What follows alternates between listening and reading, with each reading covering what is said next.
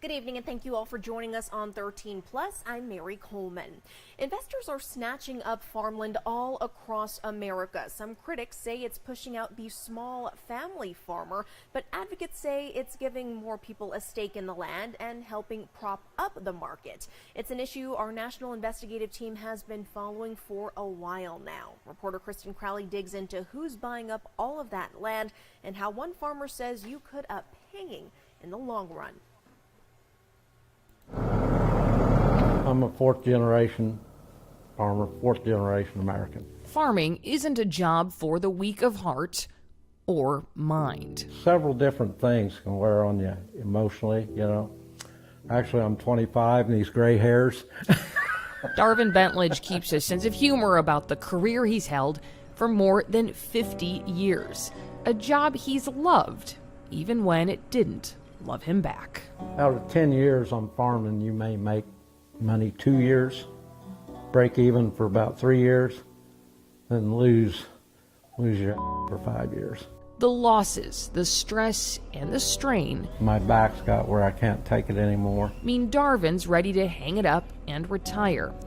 But unlike the 3 generations before him, he won't be handing the reins over to his children. They didn't want to get into farming. Well, I didn't encourage it much. Despite not keeping the farm in the family, he did hope to keep it with a family. When you put your farmland up for sale, did you have any young farmers interested in buying your land?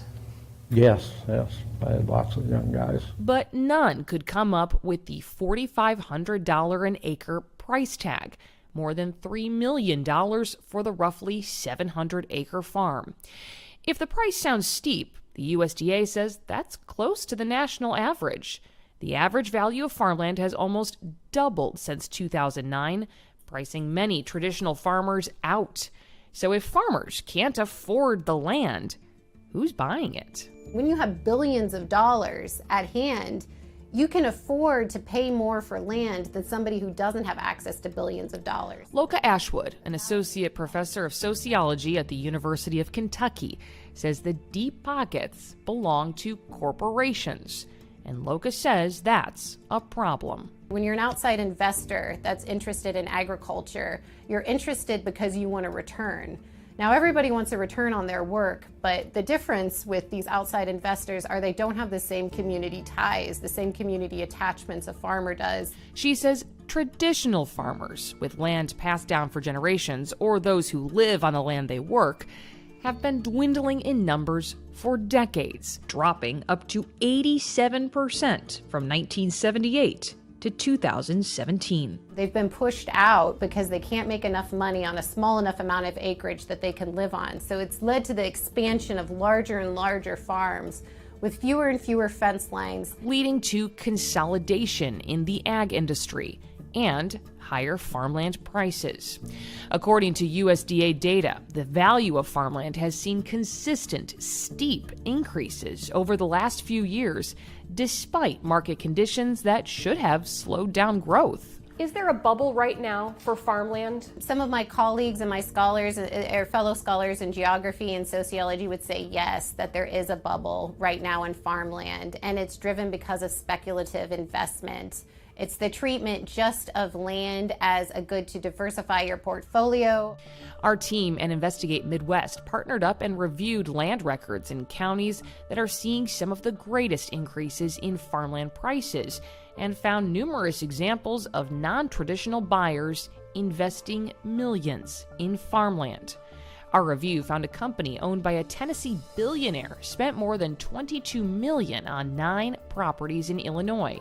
The owner of an NFL team has spent more than $84 million on thousands of farm acres in recent years.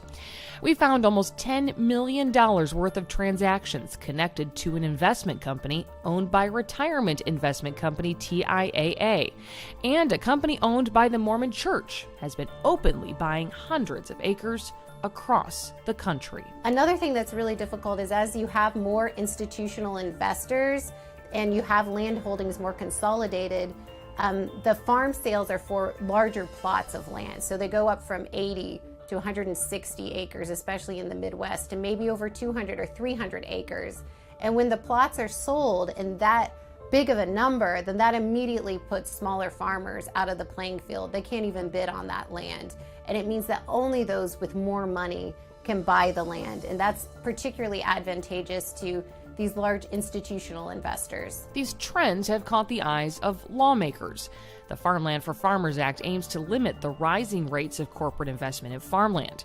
Its sponsor, Senator Cory Booker, says, quote, "We must protect farmland from becoming an investment strategy for huge corporations and ensure independent family farmers are not locked out of the opportunities to thrive." But some say not every corporation is a threat to farming. I think rather than just paint it with a broad brush, anyone that's a corporation's bad, anything else is good, I think you just got to look at how much acreage or money certain entities control, and then what the effect of that is. Brian Luffman is president and founder of American Farm Investors, an LLC that buys land at scale, allowing individuals to invest in agriculture without having to front the entire cost of a farm. He's not sure the bill, if passed, would even apply to him, since his company's portfolio is relatively small, only about 30 farms solely in Kentucky. But Luffman says corporations aren't solely to blame for the rise in farmland prices or dwindling farmers.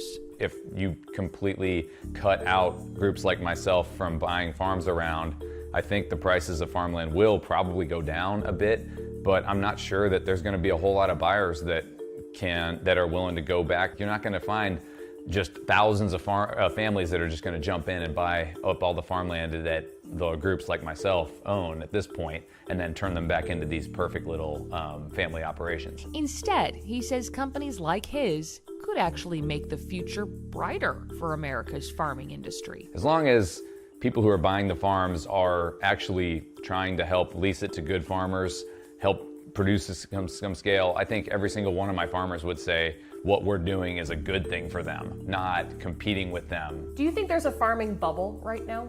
No, I do not think farmland is in a bubble. But some financial experts are still concerned, pessimistic about what outside investment means for land prices. Back on Darvin's farm, Come on, girls. despite months of negotiating, a local Missouri farmer vying for his land couldn't meet the price. Would you have liked to have sold to him?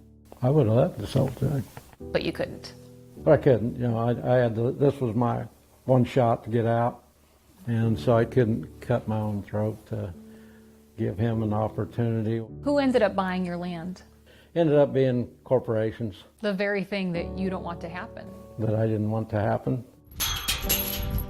In the end, Darvin says it was a business decision. He had his family to think about and their future. I lived through the farm crisis of the 1980s, and I saw what it did to my uncle, was one of them that got foreclosed on, saw what it did to him and the entire family and the entire area. And we were set up pretty well to go through the same type of farm crisis. I don't think we're really out of it yet. The future of farming, he says, is beyond his control alone. That, he says, rests on the government's shoulders. If nothing changes, what does the future of farming look like to you? It'll be bigger farms, more corporate control, and food prices will go like they have been going. I mean, Food prices are going to go up. food prices are going to go up or stay high, you know, they're not going to come back down.